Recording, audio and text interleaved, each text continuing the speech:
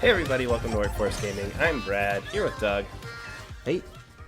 Astro Bot has returned in his own big full game without some gimmick attached to it. VR was not a gimmick. That was a great game. It was a great game. I absolutely love that game. But it was attached to we need a VR game. Yeah, Here's that's Astro true. Bot. Yeah.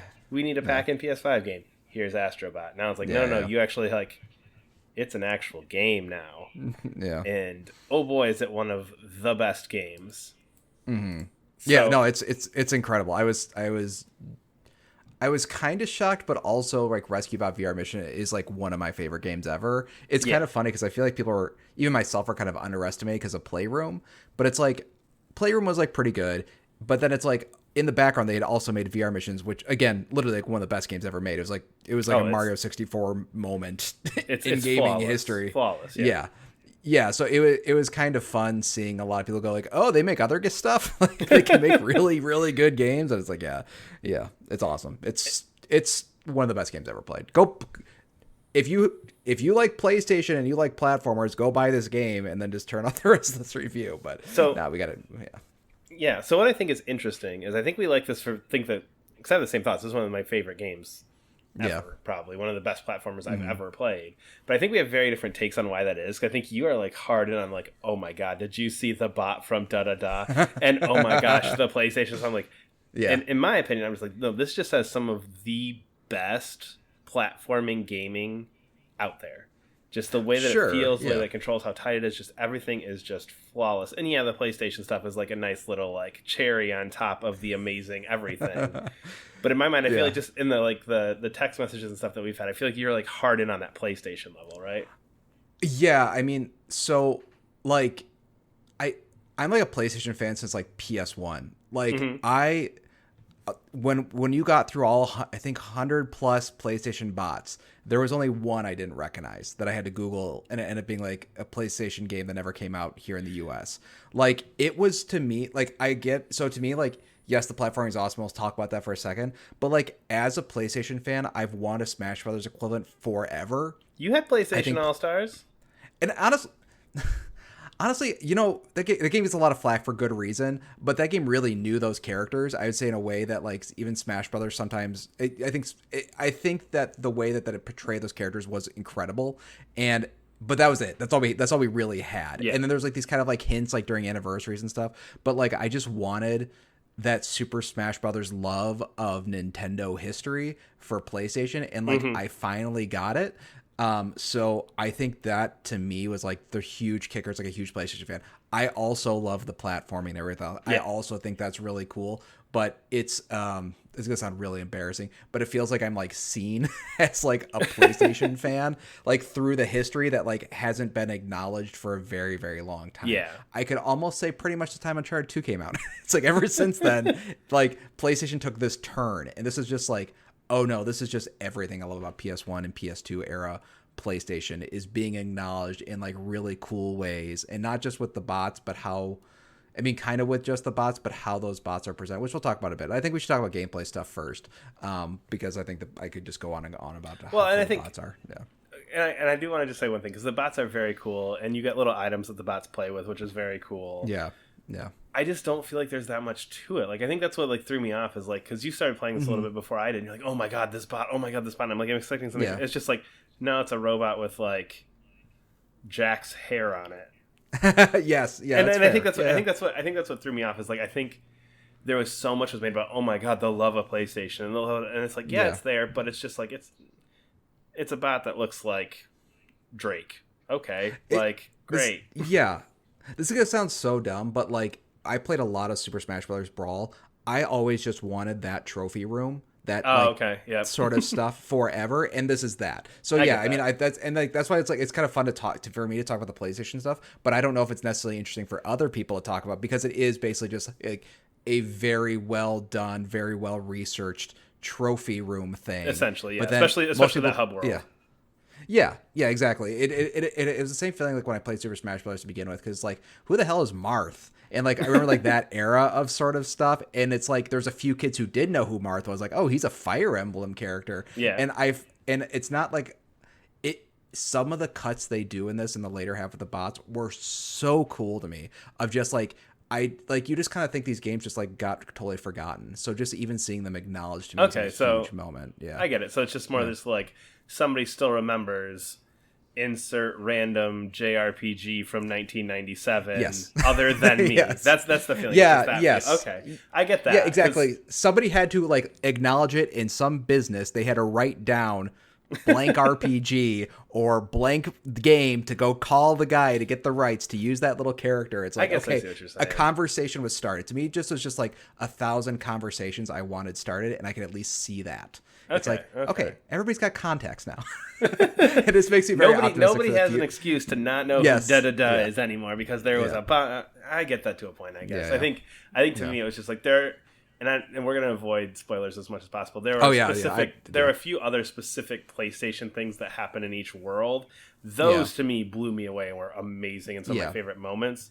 But those aren't that same like PlayStation deep cuts, I think, like what you're getting at, which is like, I loved my PlayStation 1. I loved my PSP. I loved all that stuff. But it's just like, I think those are the moments where I was like, okay, no, this is the fun way that we're embracing like PlayStation by what we're doing with this. And a lot of the things I'm thinking of, and if you've played it, they kind of come towards the end of each world.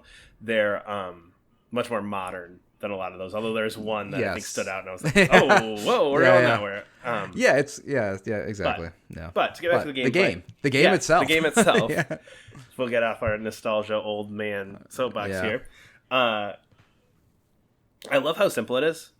And I think that's the core piece of it. It's one of those things where it reminds you that a game doesn't have to have 8,000 systems and 800 different checks of things, and we don't have to evolve 7 different ways throughout this thing. It's like, no, if you just make a jump button and a punch button and it feels great, we're good to go. Yeah, you're like 90% of the way there. Yeah, it's it actually reminded me a lot of I say this positively, of like Kirby games. I really like Kirby games. Kirby games don't have a challenge necessarily to them, but they're so interesting mechanically that like you just can't not have fun. Like this game is, I platinumed it, is for the main campaign like pretty easy, but it's so engaging all of the time, and it gives you so many opportunities to play that like the entire time I was like, oh, I wish this was more difficult. It's like, no, just show me more interesting. Show me whatever you guys got. And like, I don't care if it's something that doesn't take me 100 tries to get through. It's like just this very light challenge of these really interesting mechanics was just, it's so good. It is just impeccable. And the mechanics they picked were just like, we're going to find the mechanics that are fun, and we aren't going to do anything that's not fun. Yes. There's no weird, even like because I think normally in a 3D platform, you're like, ugh, but the underwater world, you know what I mean? It's just like, there's an underwater world, but it's still fun with the kind of the things that they do with it. And I think that's the thing where every decision, every design, goal number one was, is this fun or not? And it really feels like they went through and went, that wasn't fun, take it out. That wasn't fun, take it out. That wasn't fun, take it out. If it wasn't fun, I don't want it a part of this. And I think that's what that's what really just sets it apart. Is it is a fun, joyful game in every respect. Yeah. The gameplay itself does also have some power-ups, and I don't want to necessarily again spoil what they are, but they are just so much fun. The way you traverse levels, the way you interact with levels just changes immensely. And I think there's 5 of them. Something like that. Kind of. As a person who platinumed them, let's say there's kind of 5. I'm not that far yet, but but they just add to it. So it's like a power jump, or there's one I will point out just because it is incredible where you slow down time. And some of the ways that they play with that is just, it's amazing. It's amazing how they change the level just to be able to use that power so specifically. And I think that's the thing I really like about it, is because I was thinking games like Metroidvania and stuff, because at the end of a Metroidvania game, you have like 20 abilities. So usually how they'll do like the final gauntlet thing is like, you have to use all your double jump and then do your dash and then do this. And it's like, no, we're going to use one mechanic per level. And for most levels, like those, like when they have like a new power up, you don't have 10 power ups in that level. You just have this one power up, and it just lets you explore that one thing so thoroughly. They try to squeeze all of the fun out of that one thing, and like there's something about that simplicity of just like, hey, we're just going to focus on this one mechanic that makes it relaxing. Like the challenge is more relaxing because in some of these games we have a ton of abilities. It's like, oh, I forgot to use my dash after my double jump and then do my hook shot thing. But it's like, no, you just need to know how to time this one specific ability. So it has this unique challenge to it because in the level it's like, here's your new ability, and then we're going to ramp up the challenge of that one ability throughout the level. And they really don't repeat abilities that often like you would, and even you would expect. And even when they do, it's something unique happening with it, where it's like, oh, okay, like you gave me the like power jump thing. Okay, you gave me that like in World 1. Well, it came back in World 4, but now there's a slight tweak on what you're doing with it. So even if stuff does come back, there's always a tweak, there's always a new thing. Going along with that, just some of the worlds you play through and the levels are just, first of all, it's gorgeous. Oh yeah. Man, it's insane to look at. But just the creativity in some of the worlds, I thought was just head and shoulders above what you see in other games. Big Mario person, you trashed on Mario Wonder because you're like, it's the same thing. I've seen all this before. It was Fire World. It was this world. And this right here is a peek into like, okay, you know what? You might have been a little bit right about Mario World. Thank you. I felt so justified with that. I thought of Mario Wonder when I play. It's like, this is exactly why I didn't like Mario Wonder, because this game has found all the new stuff you can still do. It found more juice to squeeze. Exactly. And it's like, and even like going back to Mario Odyssey, because Mario Odyssey did a better job of that than I think Wonder did. Yeah. But it's like, what unique way can we make a world that's not just this is Fire World?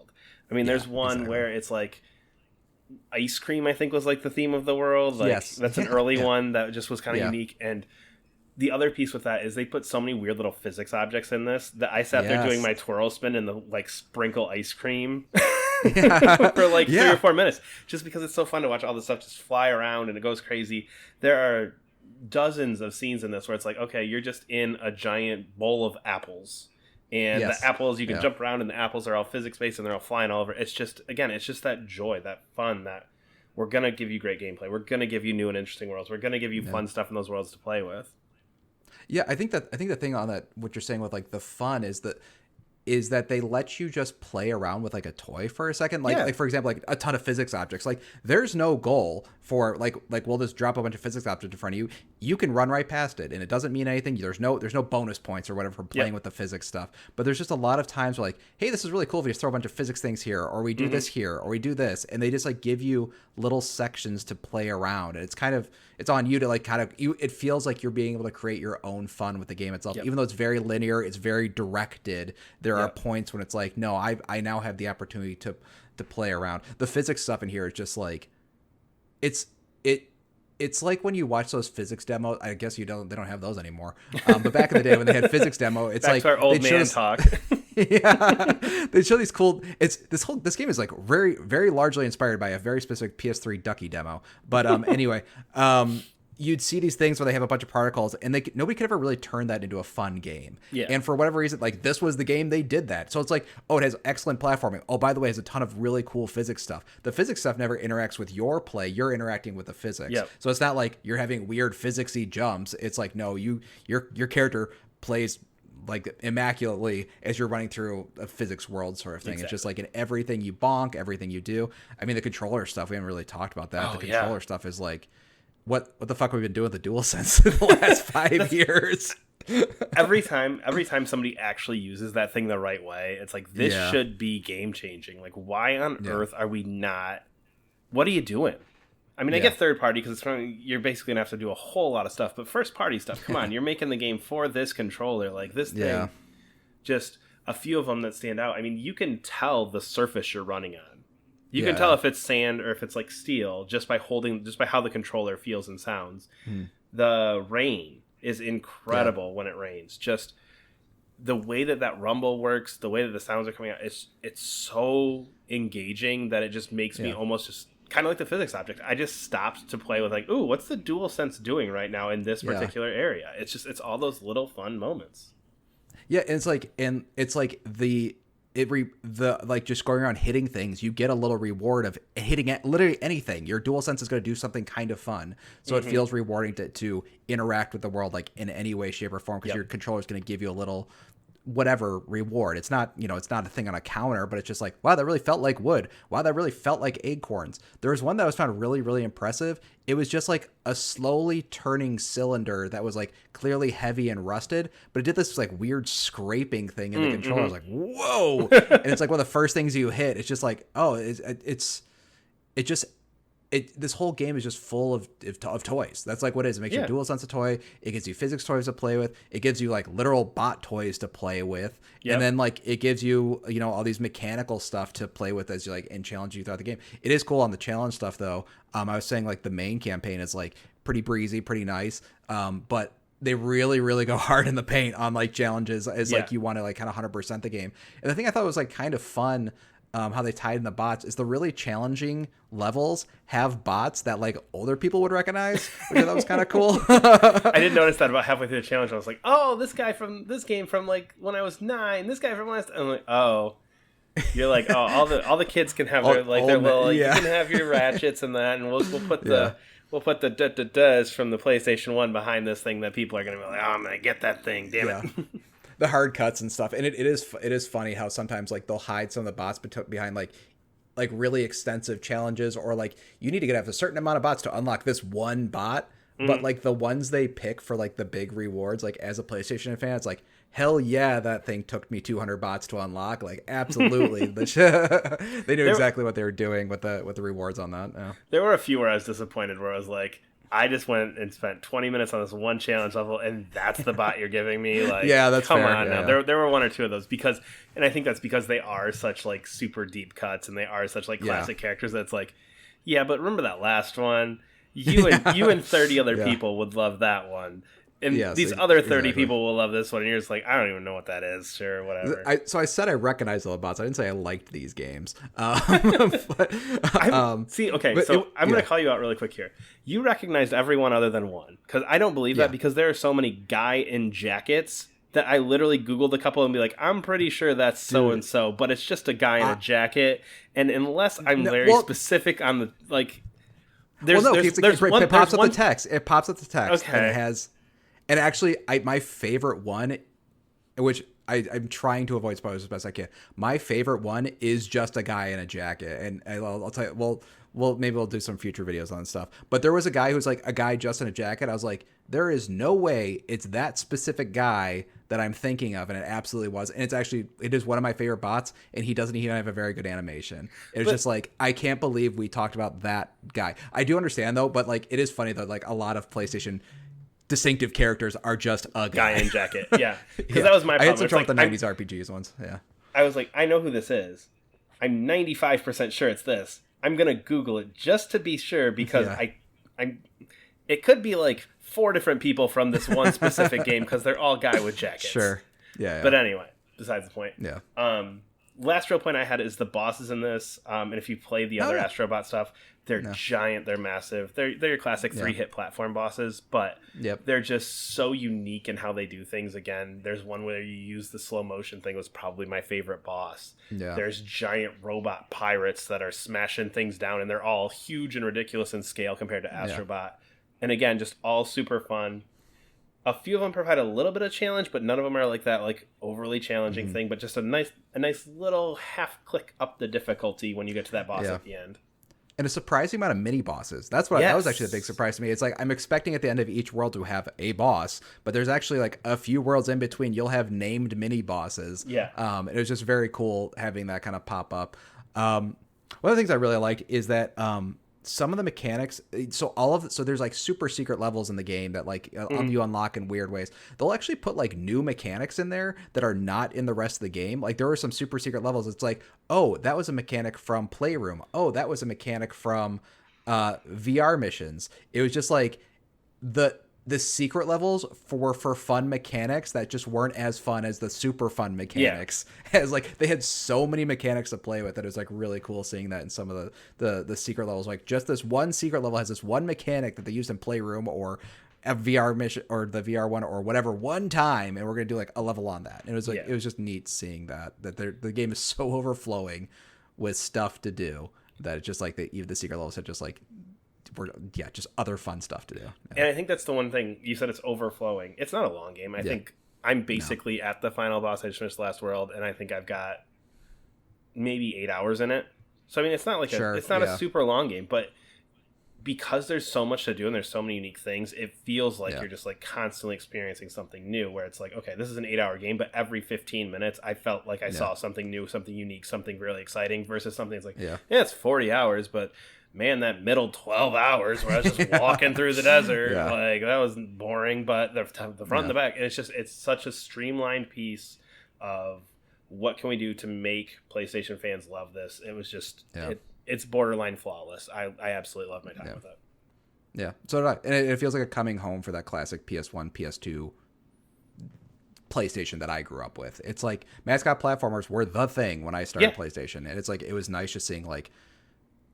I like Tearaway a lot. I don't like Little Big Planet, but they've tried some others in the past. Like this is just like so head and shoulders. What I think they've done is like platforming mascot stuff for like 20 years. It's nuts. I mean, and even if you think about it, I mean, when we were growing up, it was, your Dreamcast, you had your Sonic, your Nintendo, you had Mario, Banjo, PlayStation, you had Jack, you had Ratchet, you had Crash, you had Spyro. You know what I mean? Like everybody had theirs. Sly, and there's just been Sly, and there's just been this complete like emptiness of that outside. That's Nintendo's thing now. Exactly. That's 20 Nintendo. Years. Everybody had that until 2003, 2004, and then from 2004 till now, it was that's Nintendo's business, and we'll throw out a Sackboy's Big Adventure or whatever it was for a second, just test the water. Oh no, that's still Nintendo's thing. Let's bring it back in. And it's like, okay, no, Sony can still make this, PlayStation can still have this, and it is just as good as anything Nintendo would put out. Yeah. Oh yeah. Absolutely. Yeah. But one of the best games I ever played. Easily. We are Workforce Gaming. Subscribe to our channel. Leave a comment below. There's a link to support us on Coffee as well. We'll see you later. Bye.